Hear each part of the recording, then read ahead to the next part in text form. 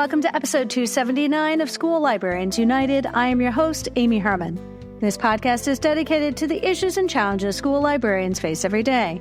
As a school librarian, just having finished my 17th year, I knew I wanted a podcast which addressed the nuts and bolts of running a successful library program.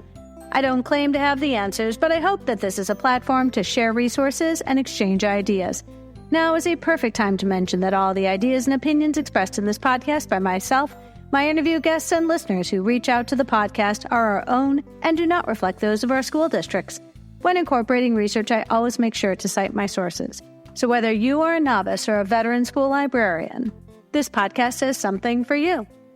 Amanda Jones's upcoming book, That Librarian, will be available starting on August 27th, but you can pre-order your copy now. And if you use the indie bookseller Cavalier House Books in Amanda's hometown of Denham Springs, Louisiana, you will get a signed copy. I've included a link in the show notes. When you look at the cover of Amanda's book, you might recognize the Freedom Fighter shirt that she's wearing.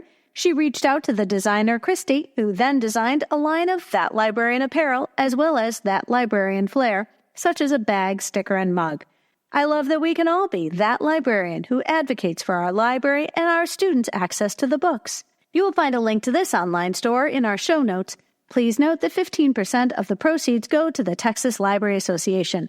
And I have to say, having just come back from ALA Annual Conference, there were a lot of That Librarian t-shirts walking around the conference center. I welcome you and all listeners to reach out with your feedback and episode suggestions. You can find me either on Facebook, on X, formerly known as Twitter. My handle is at LMS_United. On Threads, you can find me at School Librarians United and on Blue Sky at SLU Podcast, or the email address schoollibrariansunited@gmail.com. If you include your mailing address, I'll be sure to send you a podcast sticker. And now a word from our sponsor, Capstone. Capstone is an innovative publisher and education technology provider of children's content for school libraries, classrooms, and at-home learning. Home of the award-winning PebbleGo research database, Capstone has a passion for creating inspired learning and intellectual curiosity in children, and I'm so excited to be working with them. I'm also grateful to Capstone for their continued commitment to support the podcast in Season 6. They are offering listeners of School Librarians United a very special discount. Visit shop.capstonepub.com and use the code UNITED to get $20 off an order of $100 or more for both print and Capstone interactive ebooks. That's code UNITED for $20 off an order of $100 or more for both print and ebooks on shop.capstonepub.com. And now for today's episode, Digital Citizenship in Action, and my conversation with Dr. Kristen Mattson.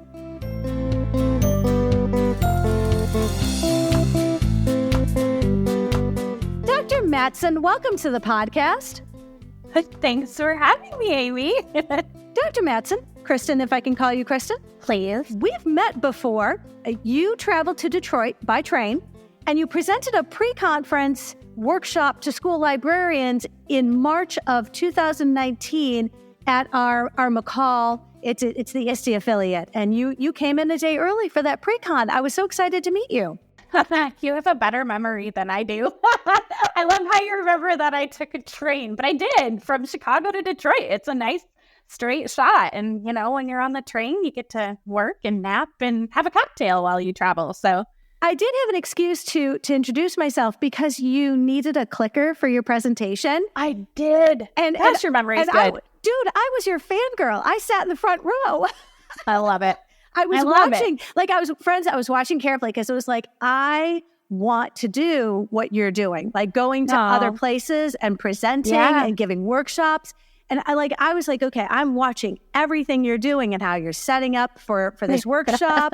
So I was taking notes because you had already done this. And I was like, I'm going to learn all the tips and tricks of the trade. And that was 5 years ago. And I'm glad I tricked you into thinking I knew what I was doing, because I still don't know what I'm doing. And that 5 years later, I'm still trying to figure it out. But that's part of the fun, right? We're always learning. It is. This is all part of the journey. But the fun thing is that here we are. It is 2024. And, you know, you're going off to ISTE. I'm going off to ALA next week. We're having this conversation. Thank you so much. So, Dr. Mattson, for people who have not, fangirled over all your success and the work that you have put out into the world, would you introduce yourself? I Because will. you have been a school librarian, you work with school librarians, but you have expanded your professional reach. Yeah, I have a very weird path to where I am now. I'm a recovering English teacher. I heard that from somebody somewhere and I stole it and have used it, and I think it's hilarious. So other recovering English teachers out there, use it. I think it's fun. Worked in school libraries for a little over a decade, and I became a school librarian because I had an amazing school librarian when I was an English teacher. And she was, she was the person that always had the best resource for me. She was bringing exciting technology into our school. And when it was time to get a master's, I kind of looked around my building and I was like, well, I know I don't want to be a principal. I want to be like Lee Cook when I grow up, because she's pretty awesome. So yeah, she inspired me to get into school librarianship. And I did that work for quite some time. Honestly, the transition out of that happened super naturally. And I don't even remember making choices to move on, but doors open and you walk through them. So I am currently an adjunct professor at the University of Illinois. I teach graduate level courses, mostly to classroom teachers and school librarians, folks who are kind of already doing the work and are looking to, expand their knowledge. I teach our media literacy certification. So it's 12 credit hours, and it's classes in media literacy and instructional strategies and digital citizenship and technology ethics. It's really cool. Teaching all 3 classes this summer, and I work with people who are interested in media literacy. And now I also get to support our pre-service student teacher librarians out in the field, which is so fun because I get to travel all around our state and see the work that other librarians are doing and support our student teachers. It's fun. I love it. What is it that inspired you to become an author? Because for me, that's an absolute leap. You wrote Digital Citizenship in Action, and you and I are going to talk about this edition today. But, making that leap from educator, working in the classroom, working with students, to becoming a published author, that's a considerable investment of your time and energy. Yeah, it's funny because I always wanted to be a writer. I told my parents from the time I was small that I was going to grow up and be a writer. And I grew up in a pretty blue-collar community. There weren't a lot of academics in the community that I grew up in. And I think when my parents heard, I want to be a writer, they thought I wanted to be Judy Blume. And I kind of did. Who didn't want to be Judy Blume if you were growing up in the, 80s? And they kind of looked at me and they're like, Kristen, I don't think writers make a lot of money. I don't know that that's something that would be good for you. I was a first generation college student. They had no idea how to put me on the path to being a writer. So they kind of looked around our community, and guess who has degrees in a blue collar community? The teachers. And so my parents were like, you know what? We always will need teachers. Teachers, they're a good job. You like kids. And I kind of was a good little girl and, did what my parents said. And so I was like, okay, teacher.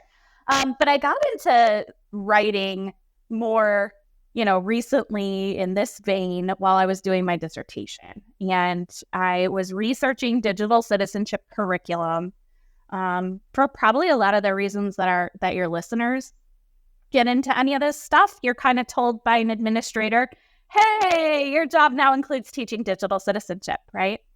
And that was in 2013, 2014. And I did what everybody did. I jumped online. I started to Google digital citizenship. I found some, very early prepackaged curriculum. And I hated what I saw.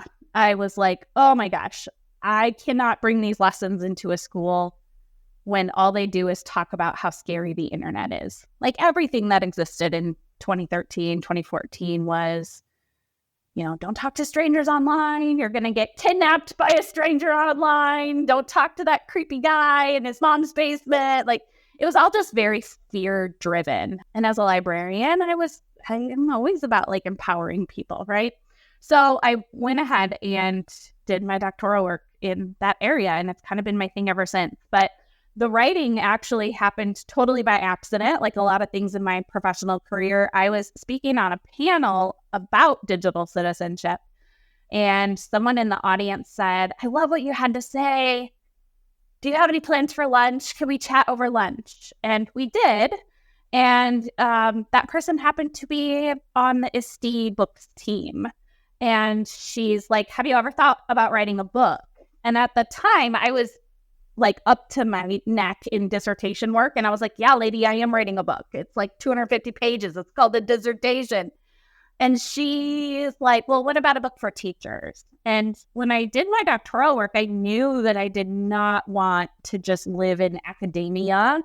I'm a practitioner, and I wanted everything I learned to be able to translate down. So that little happenstance lunch turned into the first edition of Digital Citizenship in Action. And it kind of came out right around the same time that I finished my dissertation. So I had this very heavy academic research-based text that was then kind of translated into how I saw all of that learning that I had done play out in classrooms and in libraries. So that was 2017, and this is now the third book that I've published with that ISTE team. They're great to work with. Well, and I find that fascinating. I'm very grateful that you did not hand to me your dissertation, because my response would not have been, yes, friends, this episode would have taken a lot more work on my end to try and extrapolate what you had done. I attended in graduate school. I'll never forget, our instructor said, hey, for the next hour, we're going to learn stats. And depending on how you feel after an hour, we'll tell you if you have any future as an academic or someone who wishes to pursue their PhD. Because if you can't do an hour of this, you have no business going into, furthering your degree. And this was a master's program. And I did go home and announce to my husband, I said, great news. I will not be getting a PhD. That's funny. Well, luckily I went a qualitative route and not a quantitative route. So my statistical work was pretty limited, but I did have to sit through a whole semester of a stats class. For sure. It's funny though, like when you go to turn in your dissertation, you have to actually print it. You have to print it, bring it to an office in a manila envelope. And at the time, my son was maybe in 5th grade, and I had it all printed out. And he goes, wow, that's as big as the first Harry Potter. It was so cute. It was super cute. Oh, but how cute that they notice. How cute that they notice. They paid attention.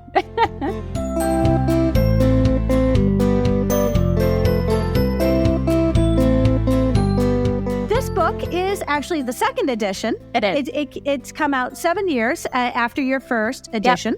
Yep. Would you just give listeners an idea of what kinds of ways that this has been an updated version of what you first produced 7 years ago? Yeah, I didn't know how editions worked until I was asked to write one. A second edition is typically about 50% new content and about 50% old content that has been updated, revised, remixed, and kind of repurposed and used. Honestly, the new stuff was probably easier to write than finding a way to update the old stuff and put it back in again.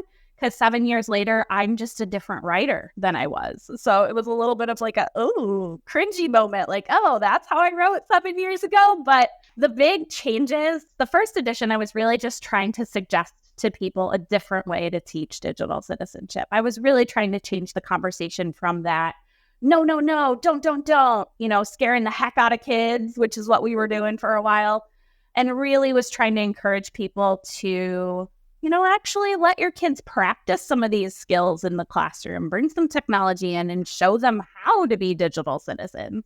And we've come a long way, right? Almost every school I go into now is a one-to-one school. Our students are in more digital communities, and I think our teachers are more poised for, thinking about digital citizenship than they were 7 years ago. So the biggest shift for this book is that it is built around a framework, and that framework is the Edvolve framework for digital citizenship education that I wrote in collaboration with my colleague, Dr. Leanne Lindsay, who's out in Arizona. And she and I kind of came at this work during the pandemic, and everybody was like freaking out about having to teach online, right? And there were so many educational buzzwords flying around, right? Digital citizenship, media literacy. It was the height of fake news, if you remember. And people are just feeling like really stressed, like, oh my gosh, I have so many things that I need to be teaching as we're moving these kids online. And we just wanted to provide some kind of guidance for people. So our framework really takes the concept of digital citizenship, breaks it down into like 4 really distinct categories for people to tackle, and gives them some guidance for how to grow those skills from like pre-K all the way through 12th grade. So when it came time to update this book, I was like, yeah, I'm going to build it around the framework, like, because the framework's really good. Like, I'm really proud of that work. So you'll see a chapter now on like teaching digital safety, teaching media and information literacy, teaching digital health and well-being, teaching social responsibility, which it didn't have that structure the first time around. Yeah, we've also like updated and expanded to include more ideas and resources for elementary school teachers and librarians. The first book was very secondary heavy. And so there are a lot more ideas and strategies now for our younger learners as well. And then I've featured even more amazing educators and school librarians and leaders who are doing this work. Because that's always been my goal too, is to shine a spotlight on other people who are doing awesome things, just like you do. See, this podcast only exists because of guests like Dr. Mattson today. You know, what you were saying just a minute ago about we always focus on what's so scary. Our initial response to teaching our students about, you know, digital citizenship was this messaging that was very negative and very, you know, it was this sort of scare tactic. But forgive me, I have been doing nothing but AI training for the past year because I'm trying to be that resource for my building.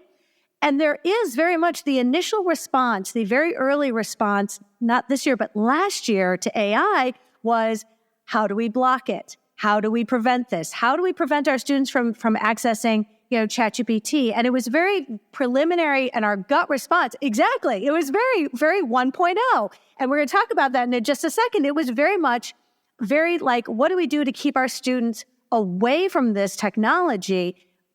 Very much realizing we need to find ways to incorporate it into, what we are doing to support our students, not to, you know, strike fear and create this need to somehow curtail what the educators are doing in our lives. We're trying to work around our teachers. Hopefully they don't notice it's ChatGPT, but you know, I love, first of all, something that I'll be honest, I don't have the benefit of your first edition next to me, but I loved all the resources that you shared in this book. It is peppered with QR codes. I tell people QR is my love language. I speak QR. I love QRs all the time, everywhere we go, in my learning commons, across everything I do. You got QRs on the back of my conference backpack right now. Because smart. I like it. That is how you can. I hope it links to your podcast. Oh, absolutely. Okay, good. And a link tree, and absolutely, yes. But Smart. you found that you've included if you go down these, I mean, of course, that's what educators want to do. They're like, oh, where does this QR go? Right. It goes to a Wakelet board. It goes to websites that you have incorporated into your lessons. I love that. So I think that people are going to find that very appealing. Yeah, I mean, that's something that ISTE has done really well as a publisher, is that they've tried to offer folks, digital resources alongside of their print resources, which I've always appreciated.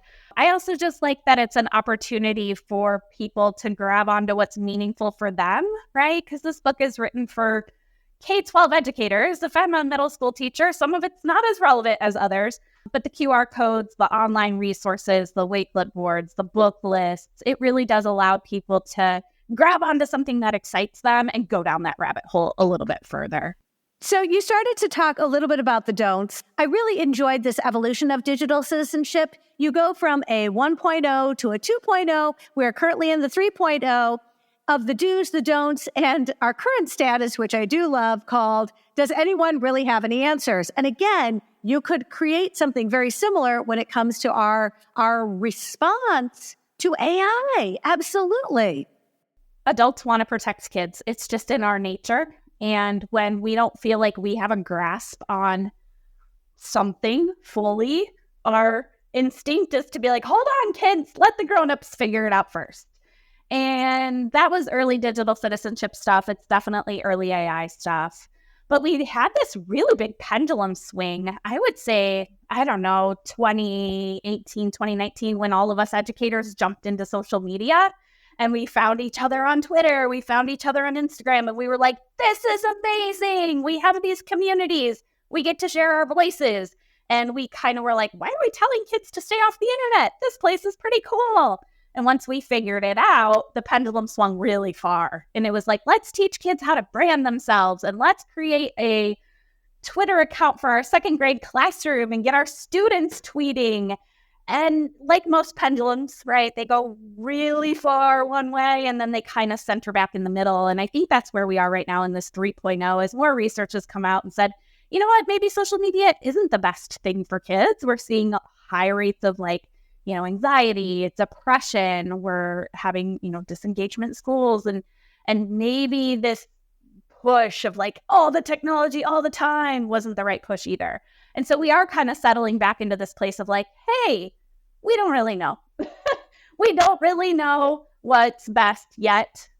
We don't really know how this is going to change education or not. We don't really know how this is going to change childhood or not.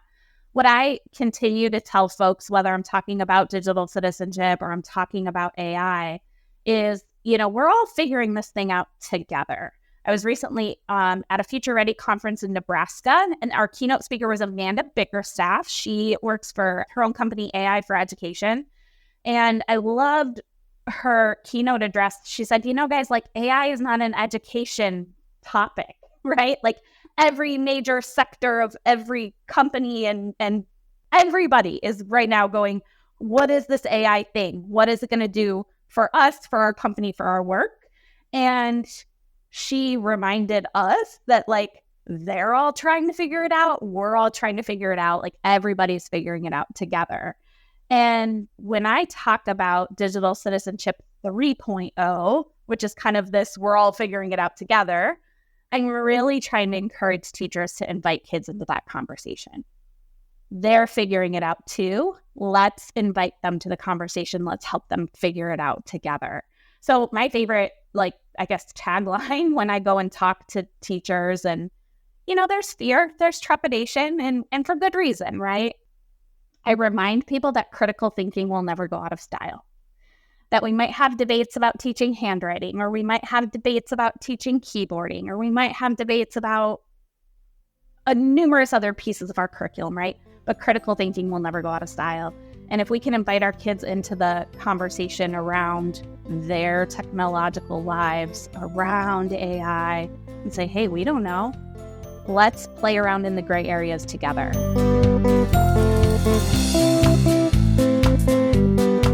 I don't want to get ahead of myself, but I don't want us to forget to talk about the social responsibility component, which you also talk about in your book. So friends, I think that you're absolutely right, because when you realize that technology comes with that responsibility, that there are certain concerns that we have when it comes to our young people and technology. And it is also, when you realize the potential good, we have to find some way to mitigate this space so that our students can move through it safely, but also and have this impact that some of our students are starting to realize they have very much this opportunity to have a great deal of importance, even while they are still students in the classroom. I love this important reminder. You said, quote, the latest version of digital citizenship cannot and should not be owned by a single teacher, librarian, or guidance counselor. It is the work that must be supported by the entire school and community. End quote. And I think that's important, because sometimes we are expected to be the green check. Look, we've got a school librarian. They will take care of this. I don't have to. Amy, isn't that something you do? Amy, you teach the digital citizenship component, because right. I don't have time for it. Digital citizenship really came from E-rate funding compliance. If you wanted to get E-rate funding in your school or your public library, you had to teach some aspects of digital citizenship. And so when you say check the box, literally, it's about checking the box on the E-rate form. Yes, we did our digital citizenship stuff. We're compliant. It's sort of like those start of the school year trainings where you have to learn about bloodborne pathogens again. You're kind of like, fine, I'll do the thing. I'll check the box. But, checking the box just, it can't work. I mean, it was okay when the one computer in the back of the classroom that had Oregon Trail on it, or I had to pick up my whole class and take them into the library to use the computer lab.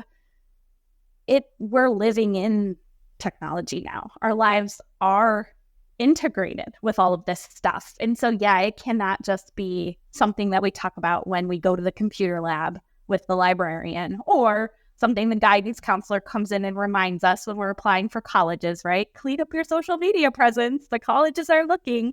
It's got to be the work of all. I do feel like librarians, though, are really kind of poised to lead this work. I don't know, if I needed help with, like, my car, I'm going to go talk to the autos teacher at the high school. If I'm struggling with a recipe, I'm going to go talk to the home economics teacher. We're in a space right now where we're trying to figure out how to help kids navigate the information landscape, how to help kids be in community online, and like librarians are the experts in that stuff. So why wouldn't we step up and lead? Oh, absolutely, especially because we're still constantly trying to impress the folks who also have the ability to cut our jobs. Yes. So if we create this, this aura of I'm indispensable, because if you get rid of me, there are a whole lot of things that fall apart. Yeah. I don't want to call that a survival strategy, but it has worked for me so far. So I think it's just knowing your worth. And I think so many of us are very humble in what we know and do. And I don't know about you, but I also sometimes get a little bit of like, well, I don't know, I have a bit of a bias where I just assume that all people kind of know the skills that I know, or all people can do the things that I do. And then I go out in the world and I remember like, oh, no, wait, I do have a unique skill set. So, we can be humble, but we could also remind ourselves that we have a unique skill set that our whole school needs, and we can lead that work. I absolutely thoroughly enjoyed reading your book. And something that came up several times, you acknowledge that time is always going to be a limiting factor. Yeah. And you offer in your book several opportunities to see that a strategy that I think is incredibly applicable whenever school librarians are trying to support our different grade levels and our different subject areas. And it's called hacking the standards. And I love this because I was like, oh, this makes so much sense. Could you explain for audiences who've not consumed your book the way I am? Are you a Schitt's Creek fan, Amy? Have you watched it yet? Oh, I will admit that I watched the entire series twice. Absolutely. Yes, me too. Twice. So, like, when I go and deliver professional development, I bring a little clip with me from Schitt's Creek of this scene where Moira and David are trying to make enchiladas. And Moira is telling David, it's time to fold in the cheese. And David's like, what does that mean, fold in the cheese? And she's like, I don't know how to tell you. It's just fold in the cheese. And he's like, what does that mean? And so they argue back and forth on, what does it mean to fold in the cheese? And Moira's like, I can't tell you everything. And I've seen that scene remixed so many times, where Moira is like the admin or the Department of Ed going, just fold it in. Digital citizenship, social emotional learning, information literacy, just fold it in. And that's sort of what hacking the standards is about. I do believe that folding it in is probably the best way to do this work and make it meaningful for kids. But I love how you would show, like, you would have a standard, and then simply by taking the existing standard and weaving in those terms, just making the standard a little longer to include digital citizenship. Or just making the standard a little bit like deeper, right? So I'm not taking anything out of my curriculum. I'm really not adding anything into my curriculum. I'm kind of just rethinking my curriculum. So one of the examples I have is describe characters in a story and explain how their actions contribute to the sequence of events. And that's just a Common Core ELA standard that, all of us would teach. And so I just hacked it to say, describe characters in a story about digital safety. So if I'm doing a read aloud with kids and I need to help kids, unpack what the characters are doing and how those characters are feeling and what they're thinking, I could literally do that with any book. So why not pick a book about digital safety? One of my favorites is hashtag Goldilocks. It's so funny and cute. Goldilocks has a whole bunch of online followers, and she wants to keep her audience engaged. So she decides to live stream herself breaking into the Three Bears house. And so she's live streaming, the bed and the chairs and the porridge. And at the end of the story, the Three Bears come in with a police officer, and they're holding up the live stream on the phone like, really, girl, you didn't think we'd figure this out? So I don't know if the lesson of the story is to not live stream your crimes, or if it's maybe not to commit crimes. But I'm thinking about how many remixed fairy tale units that we do with kids in elementary school. And we have them compare and contrast different tellings of fables and fairy tales. Why not hack digital citizenship right into that by adding a book like hashtag Goldilocks, or adding a book like Once Upon a Time Online? Easy way to just weave it in. Fold in the cheese, Amy. Just fold in the cheese. Yeah, well, I started out as a high school social studies teacher and did that for 9 years, but I did that in the 90s. So friends, understand that digital citizenship did not exist. And 2004. And I taught my current events class with every student had gotten a copy of that day's newspaper, the Detroit Free Press, and that was on Mondays. And all of my teachers came to me because they could get the extra copies. They're like, "Oh, do you have any extra copies of the newspaper?" And then on Tuesdays, everybody got a copy of that week's Time magazine. And so we had a lot of and that's how I taught current events. I also taught civics. I taught U.S. government. But again, now those topics you can't really talk about without including the digital, the presence of these individuals and our current events taking place not only in real time, but also on our phones. And then you're getting that whole dialogue that is engaging with this. It's absolutely obvious to me that if you're teaching these topics, you're also including how social media and how digital citizenship plays a part in this. And there are ways to go about engaging that are safe and appropriate. And you can also point out plenty of examples that aren't. And hopefully learning from the examples that other people have made, so apparent to us.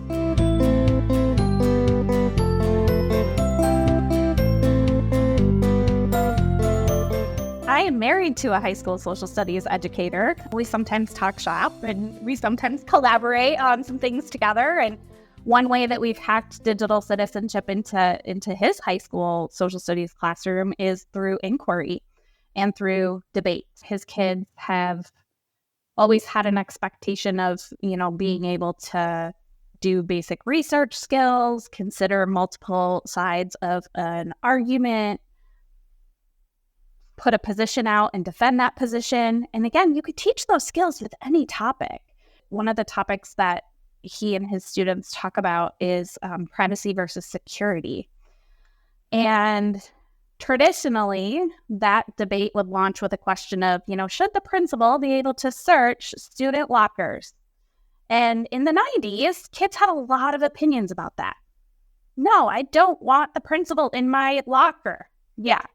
And now kids are like, yeah, I want the principal to search a locker. If somebody brings a gun to school or if, whatever, I want to be safe. And so the kids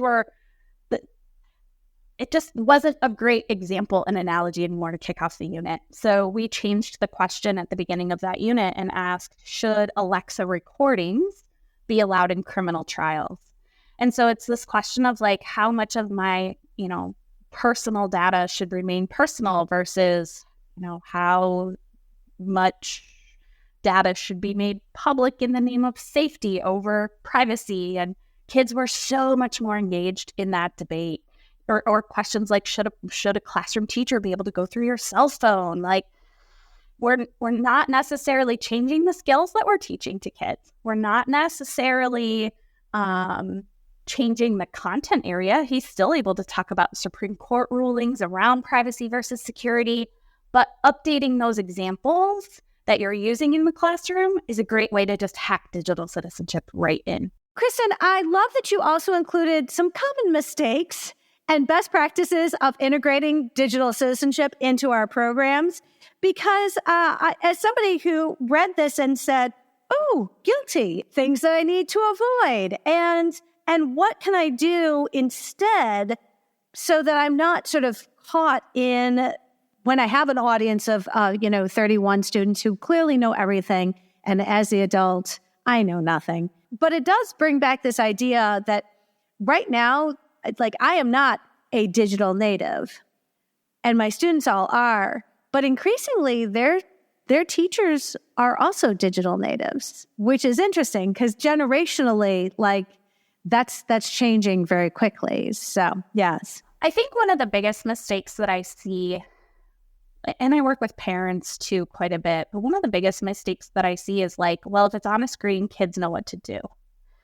And when we teach something like writing a 5-paragraph essay, we break that down into the smallest of components, right? How do I write a hook? How do I transition? How do I write a main idea and supporting details? And we unpack that piece of media and expose kids to, all the ways that it has been constructed, and then ask them to kind of construct something along a similar vein. But how often have you been guilty of giving kids a choice board that's like, hey, you can make a book trailer, or you can make a Padlet, or you can make a Lobster poster or whatever, right? But we don't necessarily come alongside them and unpack that piece of media, show them how professionals, I guess, build things like podcasts. This is an art, what you're doing, right? I can't just do it because you give me the option to do it. We don't necessarily teach other forms of media in the same way that we teach that traditional writing project. And so, yeah, I think one of the common mistakes is just assuming that the kids will know what to do because it's on screen. And when we make those assumptions, we end up having to be in a place of a lot of reaction to, oh, they screwed up. Oh, they made mistakes. Oh, they were mean to each other, or this didn't turn out the way I expected it was going to turn out. And we have to like clean up the mess afterward. So a lot of the coaching that I do with teachers is like, let's take something like a digital discussion board, for example. How would we break that down and show kids what a quality online discussion looks like, as opposed to opening up the discussion board and saying like, hey, go and discuss. I made that mistake early in my career, and my discussion boards were awful. They looked a lot like kids answering questions on a worksheet. Dr. Mattson put a question up, kid A answered, kid B answered, kid C answered. Nobody talked to each other, but I didn't show them any other way, right? They were just assuming like, I don't know, I'm just answering the teacher's question like I would in the classroom. So one of the activities that I absolutely love in the book is this effective versus ineffective online discussions. And it basically gives, just some sample online conversations and asks students to pick them apart. What makes this work? What shuts this conversation down? And then there's also a section of sample sentence frames. So when kids are asked to go in and have online discussion, do they know how to respectfully disagree with each other? We tell them to be kind online. It looks really cute on a poster, right? Be kind online. But do we show them how to be kind online? We tell them, like, you have to respectfully disagree with people, but do we show them how to respectfully disagree with people? So, that's probably one of my more favorite of the featured activities, just because I think it breaks down something that we too often take for granted, which is that if it's on a screen, kids will figure it out. I haven't had this conversation with students, but I'm getting the sense when I talk to them that they treat their devices differently based on the physical ownership of them. So their phones are their personal property. And so therefore, they internalize this idea that this is my device. What I do with it is my business. And they don't, because I'll be honest, a lot of our students do a great deal of work for school using their phone because they would rather carry their phone to school than carry a school-issued Chromebook. On the other hand, the school-issued Chromebook they don't see as theirs. And so as a school device, what I have encountered is that they see the school issue device as something that is apart from them, and they treat it differently than they would doing the same assignment on their phones. And I work with high school students. That is something that I have seen because they assume anything they do on their phone is their personal business, including doing things like taking pictures of each other in the bathroom at school. And there are some problems with that. There are some problems with distributing pictures that you've taken of people in the locker rooms. Doesn't matter that it's your personal phone. You can't do that. And so we've had some issues because students are adamant that this is my phone. Okay, that's fine, but that does not give you carte blanche to engage with the greater world indiscriminate of other people's rights. Yeah, and that's an interesting piece, right? Because it's this constant renegotiation of what does it mean to be human in a digital world. And that's the conversation that we're having right now around AI. But that's also the conversation we were having, decades ago when I'm reading dystopian short stories by Ray Bradbury, or we're talking about Oppenheimer and the atomic weapon. Like, we've constantly had to renegotiate what it means to be human in the digital world. And what we're seeing right now is just another renegotiation point. I've always struggled with this notion of like whose perspective and whose rules and whose norms kind of win. Because as adults in a school, we're kind of like, you can't be doing that. That's ridiculous. It's stupid. Don't do it. But then I'm also a mom of college-aged student and 2 high schoolers, and I'm learning just through observation that they have a whole list of unwritten rules that they've agreed upon in their own communities. When I watch my teenage daughter on Instagram or even Snapchat, I'm like, oh my gosh, there's a lot of rules there that I am not privy to and that me and my friends wouldn't follow because, in my opinion, they're silly. But so much of like those norms really are community created. And I think we have a tension when we have, our adult norms maybe aren't matching the student generated and created norms. And so what do we do with that tension? And that's why I'm just a huge fan of like inviting people into conversation. I don't ever want to be the one to stand up and say like, I know it all. I know exactly how you should act and behave with your device. But I do think there's conversation to be had in terms of like, consider other perspectives here, right? When you take this photo in the school locker room, you feel like it's your right to do that. How can we put on the other person's shoes and think about how they feel? So much of it just goes back to the types of character work that we do in and out every day at school, right? That work of empathy building, perspective taking, inherently something like that, I don't think is a technology problem. I think it's like a character and culture problem.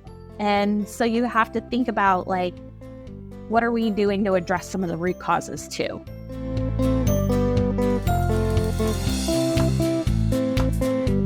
I want to go back to this idea of when you sort of had this portion of your book that focused on consuming and contributing and recognizing that our students are both oftentimes online. They are both, they excel at consuming. It is a very passive. You notice the blank stare on their faces. I teach high schoolers, and you can just see they're I don't even know if they're cognizant, but they're just drinking in whatever it is on the screen. They are lost. They're absolutely watching as consumers, but then also impressing upon them as if they contribute to this digital media, if they become creators, if they become content creators. So many of my students have expressed an interest in becoming content creators. And some of that, I think they're expecting to have that instant overnight kind of success. I don't think they appreciate the work that it does involve becoming a content creator. But when they become content creators, that kind of engagement with a larger community, a digital community, and what that entails. So I love that you've provided some opportunities in terms of activities for students to sort of move into those spaces and engage with a larger community, and do so in a way that is relatively safe and school directed. I was excited to see that you feature the work of quite a few librarians in this book. I recognize two guests from the show, Wendy Garland of Massachusetts, and Dr. Andrea Trudeau in Illinois, because they've both been on the show, and we've actually in Dr. Trudeau's work, VR and empathy was an episode that we recorded last summer. Yeah, and she was featured in the first edition of the book even 7 years ago, because she was doing some really cool work with VR and empathy, and just she's amazing. And I'm in Illinois too, so like we see each other frequently at our Illinois conferences. But yeah, I mean, she's very forward thinking in terms of like, how can VR help expand community, or help folks put on that other set of shoes and be more empathetic. Wendy, I've actually never met in person. We've only been connected through social media, but it is, really cool that we have this global community where, folks like you and me and Andrea and Wendy, like, we're able to share ideas. We're digital citizens. Jessica Conlon is another person that I featured in the book. And at the time of the project that is featured, she was an English teacher. And I think maybe have convinced her, because now she's a school librarian too. She's like, hey, that job's pretty cool. I don't know. It probably wasn't me, but she's a middle school librarian now. So I love it. I can't overstate the importance of Chapter 6, helping students foster digital community. You address the current reality, which has been generating an individual's online brand. And I think a lot of students are quite, again, convinced this is going to be easy, and shifting to a networking mindset in stating to move students from independent branders of their own worth to digital citizens seeking valuable connections. We must also teach them how to network and how to effectively participate in that network. And it's all about giving them opportunities, isn't it? Yeah, and that goes a lot with like the consume versus contribute, right? So the conversation in the Digital Citizenship 2.0 was, let's teach our kids how to brand themselves. And when an employer searches you up, you want to have a positive online presence. And when a college looks for you, you want to shine, right? And so we definitely went through this phase of teaching kids how to put their best self into the world. I still think there's value there, right?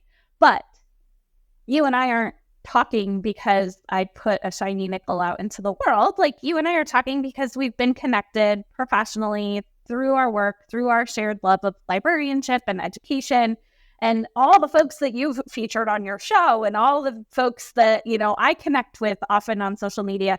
We give and take and support and collaborate and ideate, and all of our work is stronger because of it. It really is like, how do I find the people that are my people? Because even before the show started recording, you and I were just talking about, like, where are all the people going now that many are fleeing from Twitter, right? Like, some of it is, where do I go to find my people? Once I've found my people, how do I create a community of those people that everybody can sort of thrive inside of? And that takes work. That doesn't just happen by accident. So definitely something we can think about creating just in our classrooms or in our school at large. Dr. Mattson and I are recording a little early because both of us are going to conferences next week. And the reason why those conferences are so vital is because we're engaging with our community in person. And yep. I think that in-person component is never going to go away. It is a treat. It is an absolute luxury to be able to physically move yourself into a space where other people are converging. The virtual PLN is going to be fine, but really where we truly sort of reset and recenter, and where we start to, just energize for that next year is at a physical in-person conference. And so I think that's so important. But I even it's so funny because how many conferences, I think about how many in-person conferences I went to early on in my career where I was just this little individual bubble kind of moving through the space and I guess I'll go sit at this session, or I guess I'll go sit at this session. And it felt very individualistic to me. And now I go to conferences and I'm like, oh my gosh, Amy, oh my gosh, Andrea. There is this connection that's built through the online community that we then get to celebrate when we're in person. So yeah, it's great. I love it. Something I really wanted to talk with you about is this component of social responsibility and digital citizenship, because social responsibility has found its way into our curriculum. I know that we are, especially in our social studies department, and we have a social justice class, and we have all types of, it's really fantastic, but it has to be intentional, like everything. Social responsibility, I think about our community service projects that a lot of our students do. But when it comes to digital citizenship, embraced as a larger, all-encompassing view, the opportunities for social responsibility and our students engaging in social responsibility online are endless. And there are just examples of civic engagement and authentic online activism. It can be found everywhere. So I love that is something that we can model for our students. And I think it's really important to just invite them into discussion and conversation. Having the ability to participate in government really was limited to you turn 18, you get to go vote, right?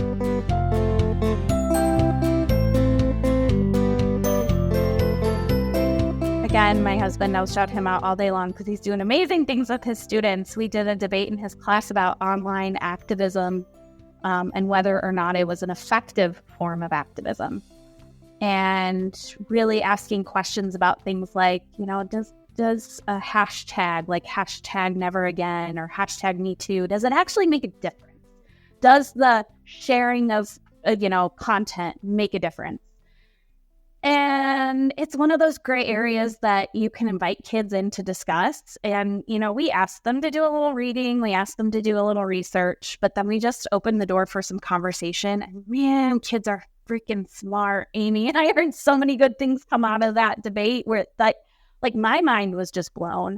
And at the time that we had the debate, there was a women's march in Chicago that previous weekend. And some of the girls in the class had gotten on the train, gone to Chicago, participated in the women's march, and they felt very proud of that work that they had done. And it was evident in the debate that we had. We made our posters, we bundled up against the cold, we had our voices heard. And there was a boy in the class that raised his hand and said, okay, was your getting on the train, showing your poster around the city of Chicago any more effective than me getting on Instagram or getting on YouTube and having my voice put out in that way? Was the march effective? Did you get the change you wanted? And yeah, it made you kind of go, interesting. But what I really loved about that student is that he talked about how activism is really two parts.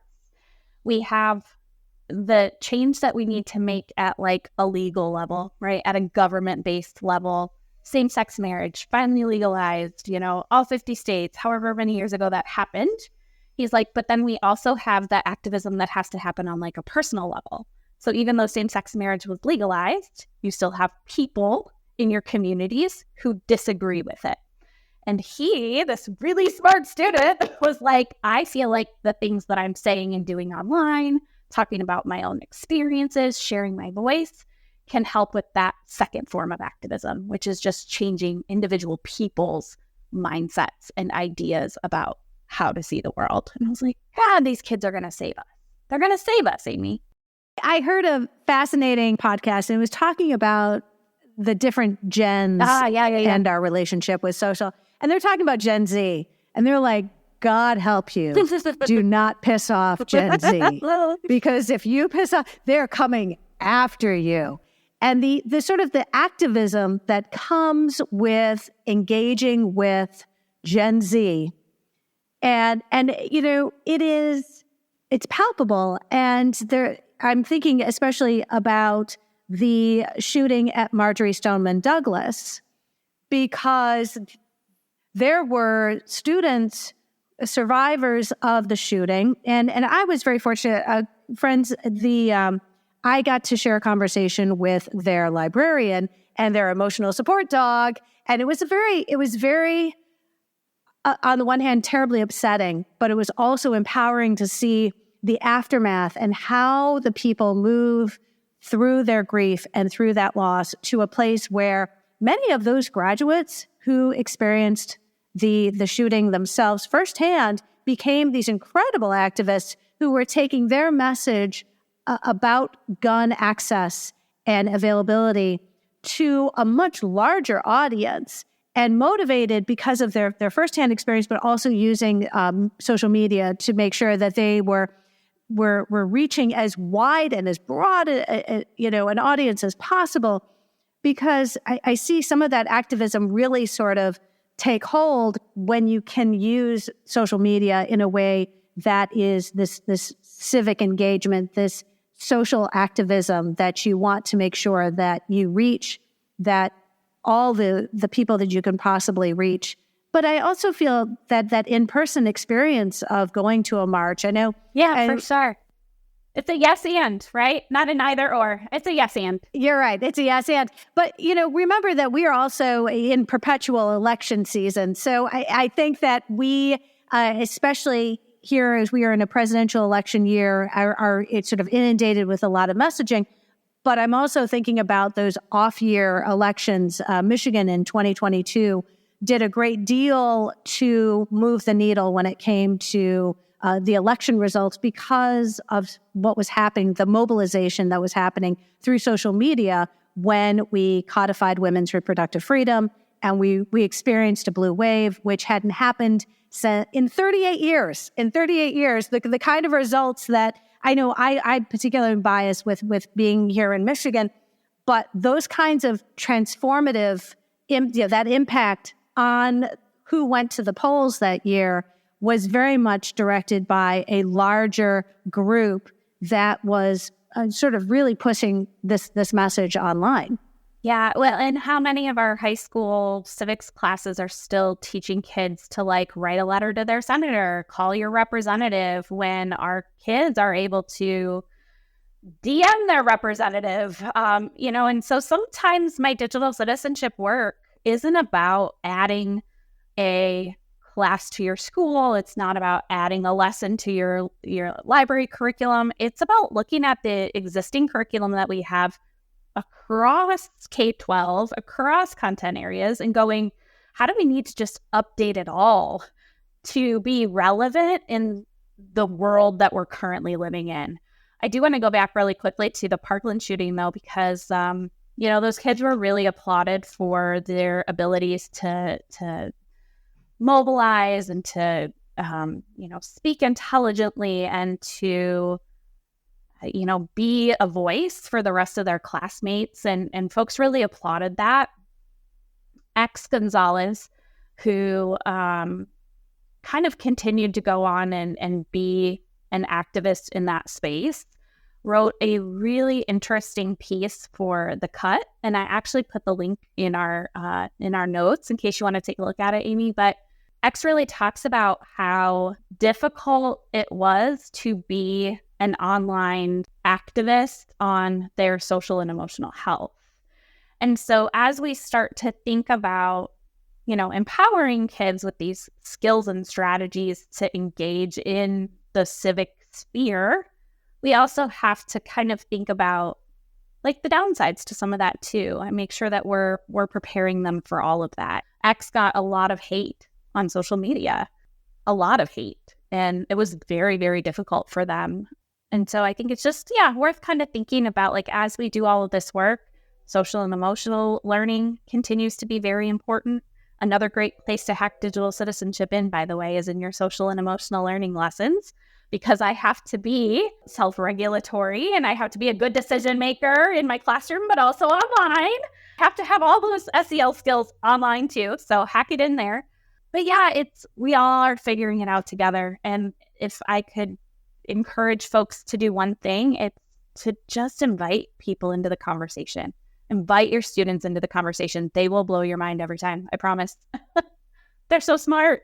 Dr. Mattson, I find your book so empowering in that school librarians as educators to our entire student body can initiate, guide, support our students through exploring these online communities and making meaningful contributions to their digital communities. Thank you so much for joining me today. I know listeners are very grateful for all that you have done. You've inspired a lot of thoughts here. We are in the middle of the summer, and we're hopefully going to start to integrate some of those things into what we do moving forward. Would you let us know where we can engage with you on social media? Because I appreciate, yes, it is the summertime, but we also still have an online group of folks who would like to include you in our virtual PLN. Would you let listeners know how we can find you? Yeah, I mean, probably the easiest place to find me is at teachdigcit.com. It's a place where I'm starting to curate all sorts of great resources to help you teach digital citizenship inside of your school day, not an extra thing. So teachdigcit.com is sort of the main place. But if you want to look for me on X or Instagram or TikTok, you can find me at Dr. K. Mattson. So it's DRK as in Kristen Mattson. Google me. You'll find me. We'll connect somehow. And you know what? I think it's so vitally important that we build on those connections. You and I met very briefly in 2019. And here we are today. And I had no problem reaching out and saying, hey, how about we have a conversation? I love it. Dr. Mattson, I hope you have a fantastic time at ISTE in Denver. Yes. I'll be Xing, tweeting, whatever we're doing. Well, yeah. and do give yourself a day because, Lord, there is not a lot of oxygen at 4,000 feet. So, yes. I'll hydrate. Hydrate that first day. Bring a little ibuprofen. We've got a daughter in Denver, and I'll tell you that first day is always a little rough. All right, good advice. Good advice. All right, listen, have a fantastic rest of the summer, and thank you so much for joining us today. Thank you, Amy. Kristen and I recorded this conversation in June. She and I left for our summer conferences. Kristen attended ISTE 24 in Denver, and I would leave a few days later for ALA Annual in San Diego. I wanted to offer a heartfelt congratulations to Kristen for being awarded ISTE's Making It Happen Award. This award honors educators and leaders who demonstrate outstanding commitment, leadership, courage, and persistence in improving digital learning opportunities for students, and I am so grateful Kristen was able to share her expertise with us today. If you found this episode helpful, please share it out with your team, your PLN, and on social media.